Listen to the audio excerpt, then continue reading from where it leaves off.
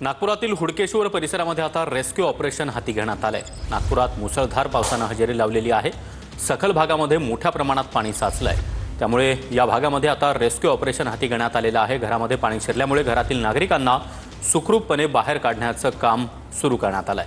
या संदर्भात अधिक माहिती देण्यासाठी आमचे प्रतिनिधी गजानन उमाटे आपल्यासोबत आहेत। गजानन, हुडकेश्वर परिसरामध्ये आता रेस्क्यू ऑपरेशन हाती घेण्यात आलंय। नक्कीच मी सध्या आहे हुडकेश्वर नरसाळा परिसरामध्ये। आपण हे दृश्य या ठिकाणी बघू शकतो। मोठ्या प्रमाणात पावसाचं पाणी या संपूर्ण परिसरामध्ये शिरलेलं आहे आणि जे घरं तुम्हाला दिसत आहेत त्या घरामध्ये काही लोक अडकून आहेत। त्यामुळे नागपूर महानगरपालिकेच्या टीमकडून या ठिकाणी बोट पाठवण्यात आलेली आहे आणि रेस्क्यू ऑपरेशन जे आहे ते राबवलं जात आहे। हे दृश्य आपण बघू शकतो।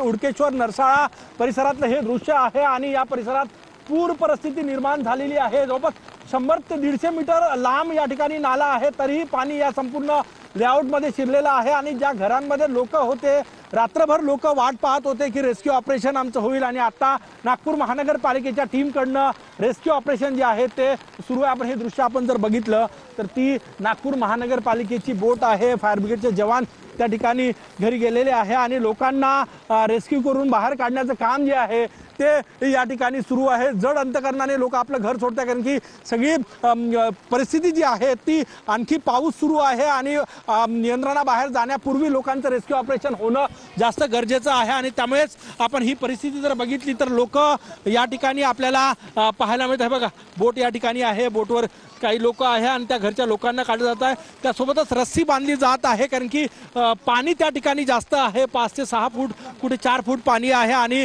जे लोक अडकलेले आहे त्यांना बाहेर काढण्याचं काम या ठिकाणी गजानन, त्यामुळे नागरिकांनी देखील काळजी घेणं गरजेचं आहे। धन्यवाद या माहितीसाठी।